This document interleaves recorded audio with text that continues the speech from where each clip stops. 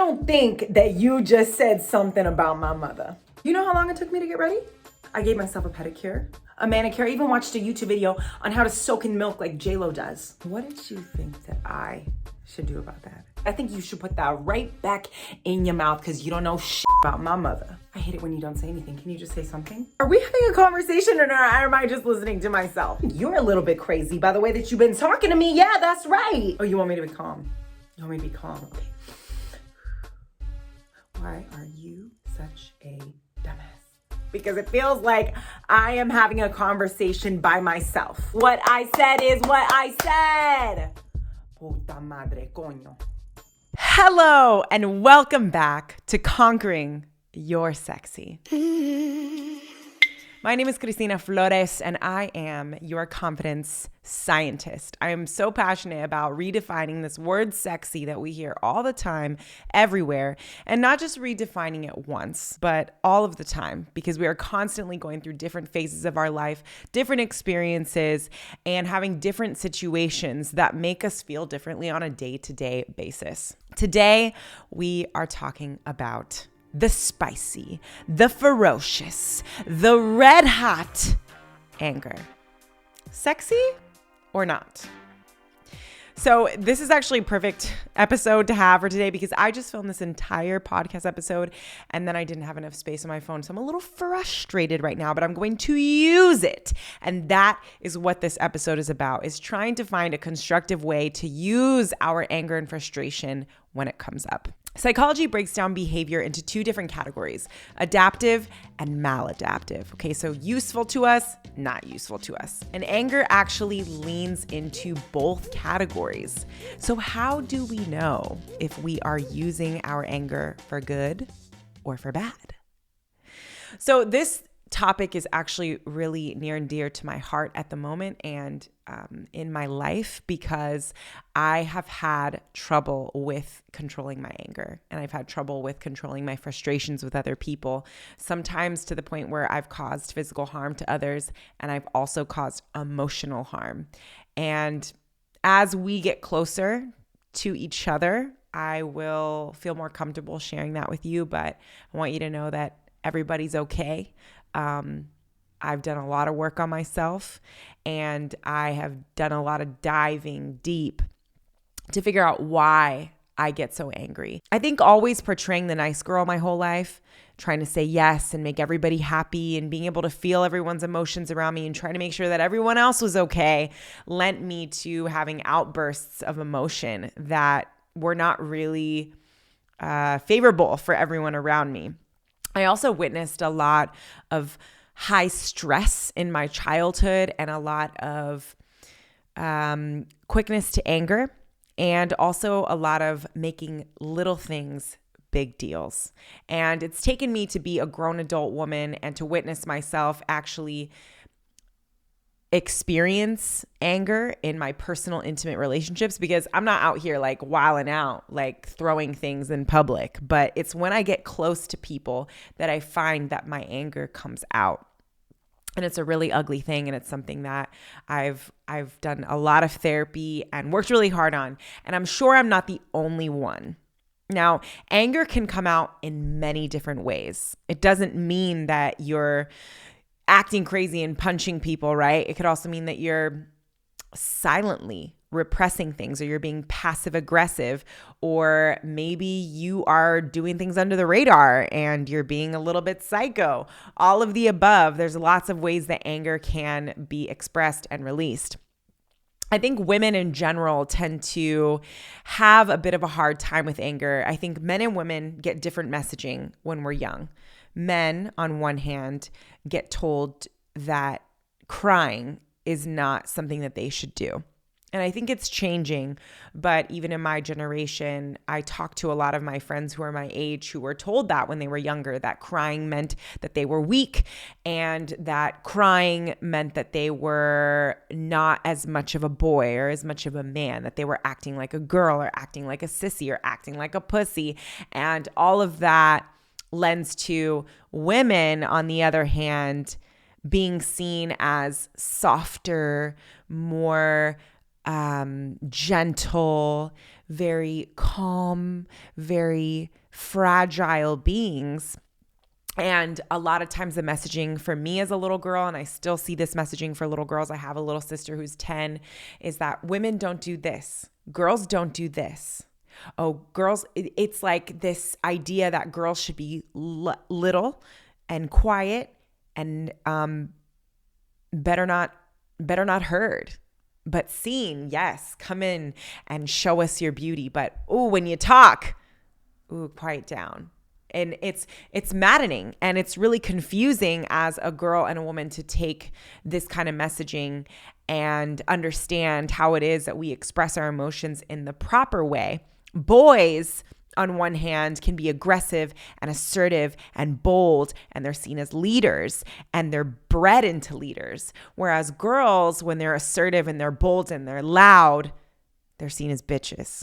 So how do we find the in-between? How do we know when we are using our anger for good and when we're justified in our anger? Because explosive anger can be justified too, but we may not be going about it the right way. And then nobody cares why we were angry in the first place because of all the destruction that we incurred.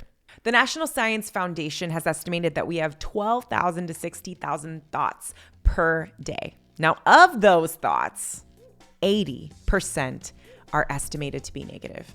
80%, y'all. That's a big number. And 95% of our thoughts are repetitive. So when you are having some sort of repeating story in your head, what do you think it's more likely to be? In addition, negative feelings such as anger, stress, sadness are consistently seen more in women than in men. The Gallup World Poll surveys about 120,000 people every single year in more than 150 countries. And what they do is they bring them in and they ask them what was the biggest emotion that they were feeling the day before. What they found is that since 2012, women are getting angrier. And they link some of that to what was happening during the pandemic. There was a particular divergence between women and men during that time. But overall, since 2012, this has been rising. The trope of an angry woman is typically either cute and harmless. I'm calling him right now. This is ridiculous. And not taken seriously. Or on the other side, it's straight up scary, psychotic, and you don't want to be around it. You made me feel like I could depend on you, and now it's a slum. Women often have a right to be pissed. But I think a lot of times, at least what I've seen and what you see in the movies, is they go about it the wrong way. So how do we harness the power of anger without going overboard?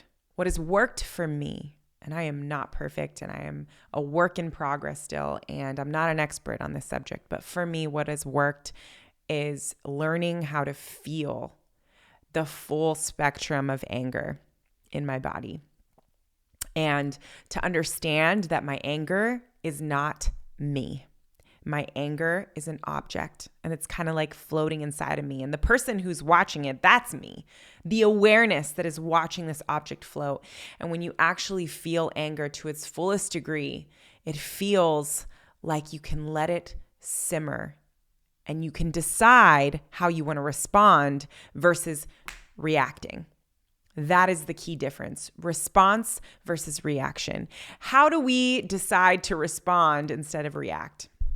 Space. Give yourself a gap of time from the moment that you feel angry and the moment that you respond. And in between that gap, there's questions. And my therapist and I have gone over questions that I can ask myself. Am I going to feel mad about this in 24 hours? Am I justified? And how is it that I can use this anger to create something productive, a situation that is more in my favor? And how can I learn from it? Just a moment, a brisk walk, a breathing exercise, an opportunity to call someone and vent. But more so, my favorite is to be able to talk to myself. I use my voice memos. I write things down, or I'll write it in my phone, and I'll figure out what is the core of what I'm actually feeling. Because underneath anger is usually sadness or fear. So when you can ask yourself why over and over again and really get down to the core until you get to the knot of why you are actually angry, then you can figure out what to do next and how to respond in the way that is going to best suit you and your life and the people around you and the people you love. Because we do tend to take out our emotions as humans on the people that we're closest to because we feel comfortable to show the full spectrum of who we are. None of us are perfect, and we're never going to be able to eliminate and eradicate the emotion of anger. But what we can do is learn to use it to fuel our greatest good. What I want to hear from you is, how do you view your relationship with anger currently? Has it changed from the past? Do you utilize anger in a positive way, or are you still working on that relationship with anger? Now, as a man or as a woman, what stories were you told about how you should handle anger? And how do you view those stories now? What type of stories are you telling yourself in this day and age on how anger serves a role in your life? Does anger ever feel sexy to you? Does anger feel powerful to you? I know for me, I've written some of my best poems when I'm angry, and I've used dance because dance is a way that I can use my whole body and really use up all of my energy. Running was also something I used to do in the past, and I would just pound my feet into the cement or the road or the grass or the whatever it was and just run away until I got it all out. I think finding an outlet is really, really important. Thank you for listening. I hope that this has been a chance for you to reflect. I'm so excited to hear what you guys are experiencing in the comments. And like I said, I really want to build a closer relationship with you so that eventually we can get into the more nitty-gritty stuff and my personal life and how I've caused a lot of damage with anger and how I've gotten out of it. This is just the start. If you are listening to the podcast, please go rate and review and let me know what you truly think. I don't need it to be 5 stars. I don't need it to be a good review. I just want to hear your thoughts. I have 1 review right now. You can get the Conquer Your Sexy podcast wherever you listen to your podcasts. But I want the rate and reviews on Apple Podcasts. So I have a link in the show notes. Go ahead and go down there and rate and review the podcast because there's no way to see how many people listen. I can only tell by seeing your reviews. Hannah Drenning, thank you for being my first and only review. And I'm so excited to look back at this video years from now and see where this podcast has gone and how it's grown. And if you're not on the podcast thing, go ahead and just leave me a comment and let me know what you think. I hope you guys have a blessed day and use those emotions. Emotion, potion, motion, baby, motion.